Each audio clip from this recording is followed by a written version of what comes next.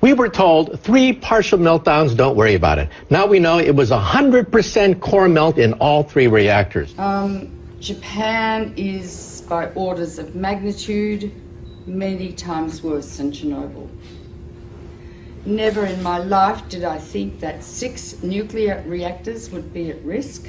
Well, TEPCO is like the little Dutch boy. All of a sudden we have cracks in the dike. You put a finger here, you put a finger there, and all of a sudden new leaks start to occur, and they're overwhelmed, literally making it up as they go along. We're in totally uncharted territories. You get any nuclear engineering book, look at the last chapter, and this scenario is not contained in the last chapter of any nuclear engineering textbook on the planet Earth. So they're making it up as they go along, and we are the guinea pigs for this science experiment that's taking place. All radiation is damaging. It's cumulative. Each dose you get adds to your risk of getting cancer.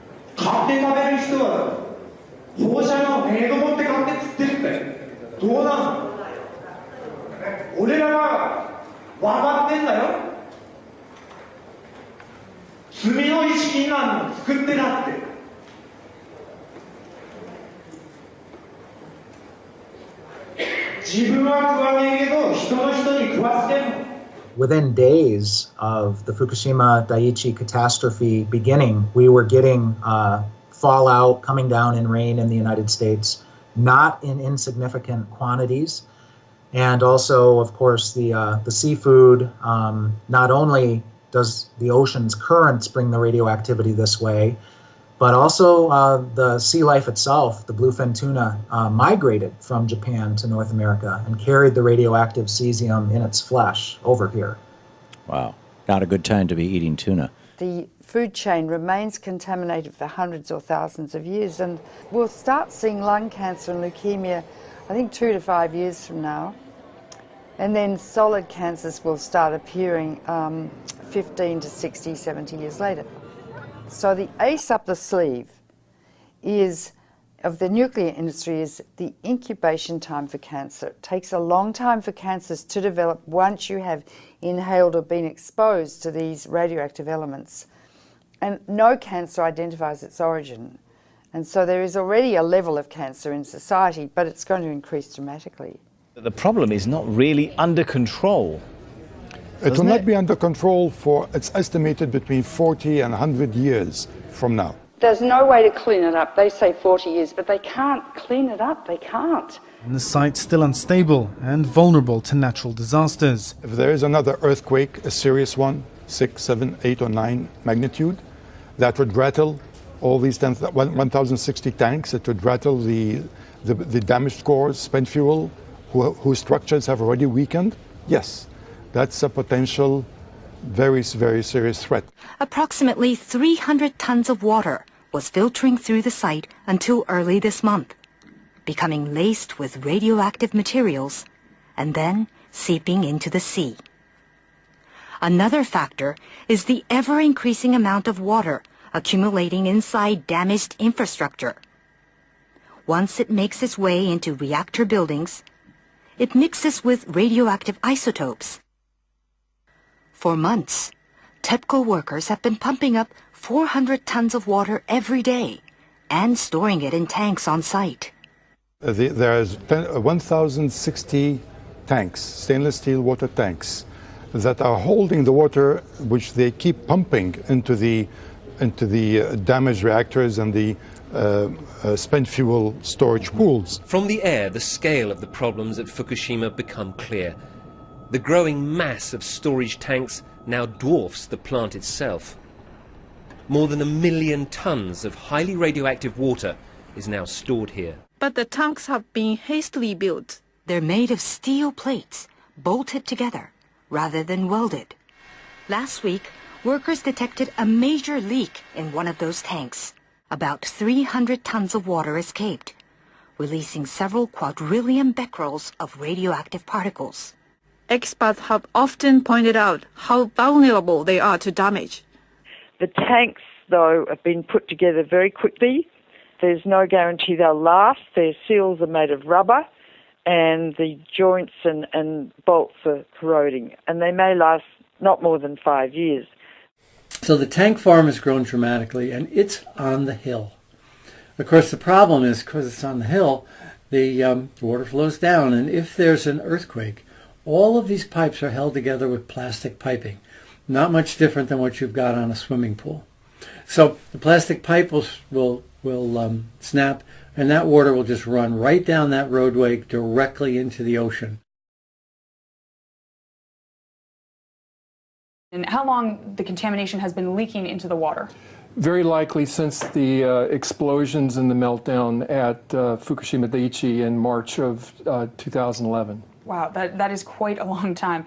Now, how much and what sort of radiation is leaking into the Pacific? I know there's all different types, so if you can explain that in a little detail. Well, clearly what we've seen now is the movement of radioactive hydrogen, tritium, which is a mobile radioactive isotope, but clearly radioactive cesium, 134, 137, strontium-90.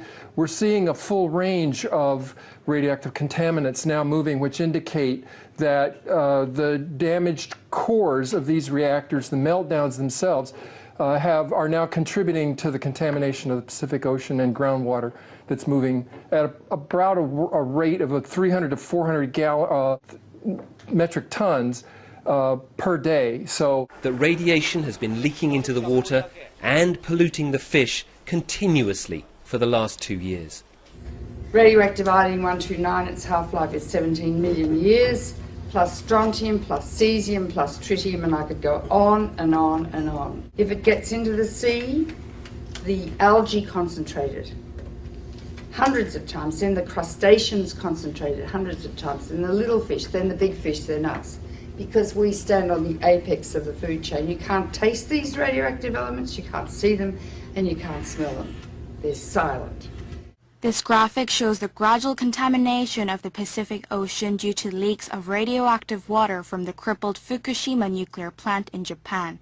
The simulation, which was run by a German Marine Research Institute, shows the entire Pacific waters being polluted by radioactive water in just 6 years. The fuel core of Unit 4 at the Fukushima Daiichi nuclear plant. More than 1,500 fuel rods sit in a damaged storage pool 30 meters above ground. The amount of radioactivity in the rods themselves is about 14,000 times that of the Hiroshima bomb. We are dealing with diabolical energy. E equals mc squared. It's the energy that blows up nuclear bombs. Einstein said, nuclear power's a hell of a way to boil water.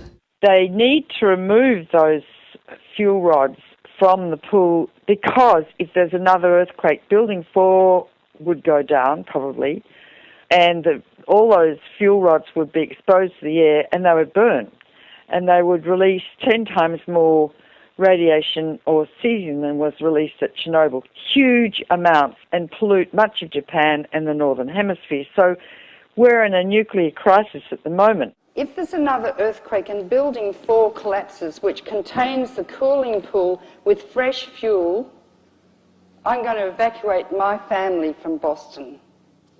So they've put a crane on top of that building, which is shaky anyway, and they're going to lift the fuel assemblies out one by one with the crane, and it will be done manually. Normally, those rods are removed by computer control with millimetres to spare. It's a very delicate operation. The fuel rods must be kept submerged and must not touch each other or break. Nuclear experts warn any mishaps could cause an explosion many times worse than that one here in March 2011. Because if several rods touch each other, you could reach criticality and the whole fuel pool could go critical. Or if the rods break as they're being lifted out, large amounts of radiation would escape from the rods and the area would have to be evacuated, meaning that if the area is evacuated, the continuous operation of cooling 5 spent fuel pools and 3 melted cores would stop. Need I go on?